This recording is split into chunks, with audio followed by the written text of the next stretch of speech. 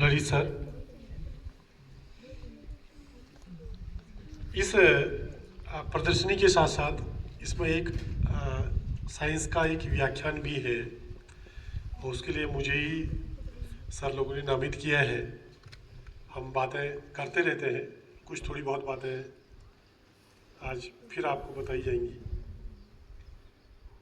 जैसे अभी सर ने कहा कि करके सीखना या लर्निंग बाय डूइंग, हम जो भी चीज़ खुद करते हैं उसको ज़्यादा समय तक सीख सकते हैं या अपनी स्मृति में ज़्यादा समय तक रखी जा सकती है।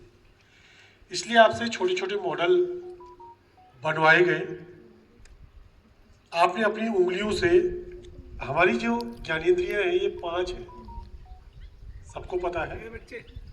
आँख, नाक, कान, त्वचा, जीभ, टंग।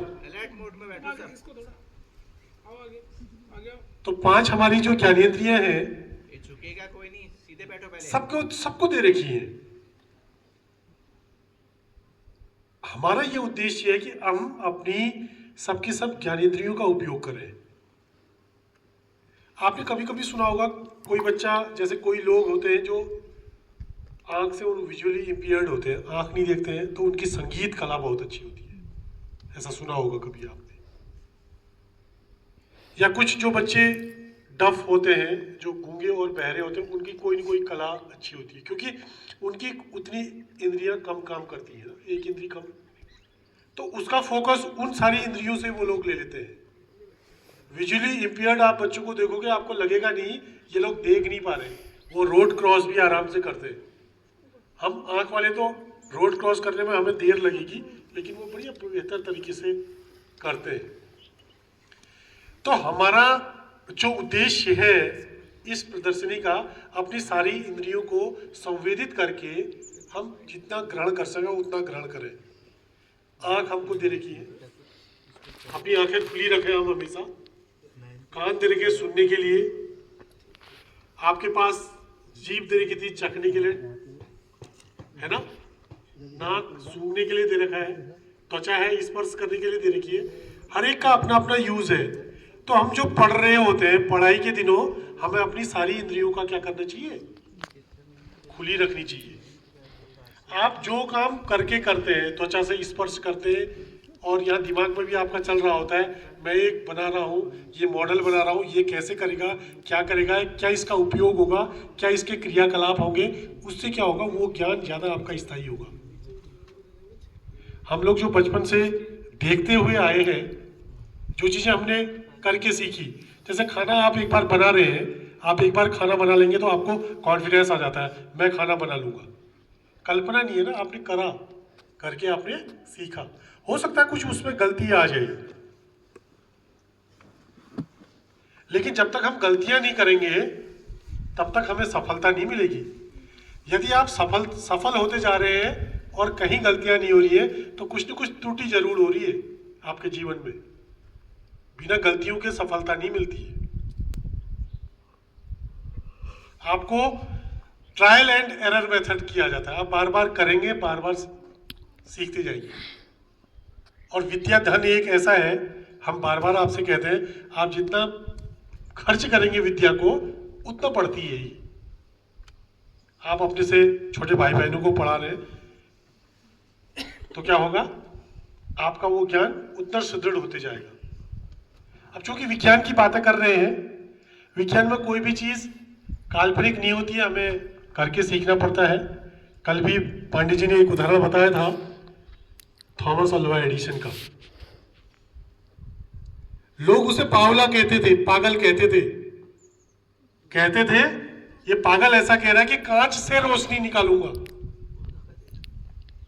पागल कहते थे, ये कांच से कभी रोशनी निकलेगी। लेकिन उसने क्या किया, बल्ब का आविष्कार किया और कांच से रोशनी निकाल के दिखाई। हम प्रयास करें।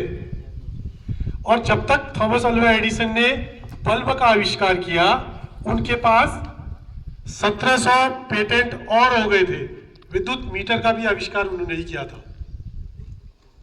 और 1700 उनसे पूछा कि इतनी चीजें ये कर रखी हैं, तो उन्होंने कहा मैं 1700 ऐसे तरीके जानता हूँ जिनसे बल्ब नहीं जलता है या बल्ब नहीं बनता है। 1700 ऐसे तरीके भी जान रहा हूँ, और उन तरीकों में उन्होंने विद्युत मीटर, एमीटर और इन सब चीजों की खोज होती रही। एक पागल ऐसा था जो कहता था कि मैं तारों से आवाज निकालूंगा।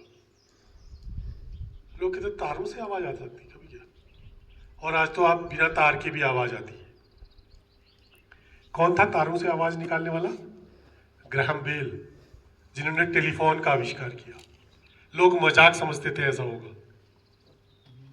लेकिन फिर और कलाकार आए, उन्होंने कहा तार की क्या जरूरत है, बिना तार के आवाज निकलेगी, आकाशवाणी होगी, और वो मोबाइल आपके पास है।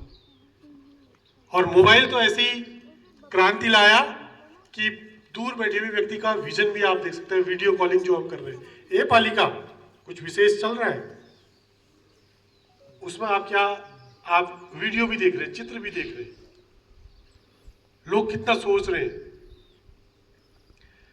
एक ने ये कहा कि मैं आदमियों को उड़ना सिखा दूंगा। चिड़िया उड़ सकती है तो ये नहीं उड़ सकते क्या? उसने ऐसी डिवाइस बनाई, कई आदमी उसमें उड़ के जा रहे हैं। राइट ब्रदर्स, उन्होंने वायुयान का आविष्कार किया, हवाई जहाज का आविष्कार किया। जब आप हवाई जहाज में, मैं पहली बार जब बैठा अभी 3-4 साल पहले, मैं ये सोच रहा था कि ये उड़ेगा भी। उसके अंदर 300-400 आदमी थे, ये उड़ेगा भी अब।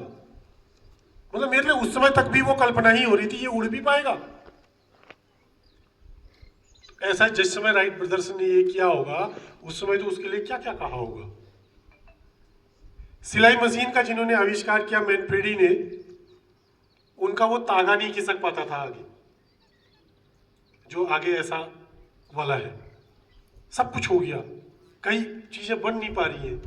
सुसाइड करने चले गए वो, सुसाइड करा और टहनी वो टूटा तागा, तो तागा ऐसे ऐसे टहनी हिली तो ये तागा अपने आप रस्सी इधर से इधर सरक के आई। अरे उसने कहा ये ऐसा बना दूं मैं।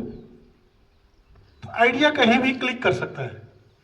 बेंजीन की संरचना की बात है, जो लोग बड़े बच्चे हैं कक्षा 11-12 के, बेंजीन की संरचना जब कैलकुले बना रहे थे, बन नहीं पा रही थी उनकी संरचना, और उन्होंने सपने में देखा कि 3 सांप ऐसे लड़ रहे हैं कि एक का मुंह, एक का सिर, एक का मुंह, एक का सिर। तो वो एक हेक्सागोनल स्ट्रक्चर बेंजीन का उन्होंने दिया। तो आपके में कभी भी ये आइडिया या ये बीज अंकुरित हो सकता है, और हम सबका उद्देश्य यही है, EIF का, या हम लोग जितने विज्ञान के लोग यहाँ पर जुड़े हुए हैं, कि कहीं से वो बीज प्रस्फुटित हो जाए। आपके अंदर उस पालनहार ने हर एक के अंदर कुछ न कुछ चीजें दे रखी हैं। कुछ लोग ऐसे हैं आज भी, यहाँ पर ये चल रहा है, उनकी अलग ही चल रही है। तो इतने बच्चे जितने 100-150 यहाँ पर बैठे हैं, इनमें से 1 या 2 के दिमाग में भी कोई आइडिया स्ट्राइक कर जाए, हाँ मुझे कुछ करना है, वो ही बहुत होगा भाई। तो जिस इस प्रकार के क्रियाकलाप जब किए जा रहे हैं विद्यालयों में, कितना खर्चा हो रहा है, समय लग रहा है, सब कुछ लग रहा है कि आप सीखें, आप समझें। और ये जो एक और कहानी में बताता हूं, जेम्स वॉट का नाम सुना है? चाय बनाने के लिए रख दिया था उसकी सौतेली माँ ने उसको। चाय केतली का ढक्कन बार बार ऊपर उठ रहा था, तो उसे लगा यार ये इसके अंदर क्या, पानी में क्या है, मतलब क्यों उठ रहा है। तो जो भाप थी, उस भाप में कितनी शक्ति होती है, भाप की शक्ति को जेम्स वॉट ने पहचाना।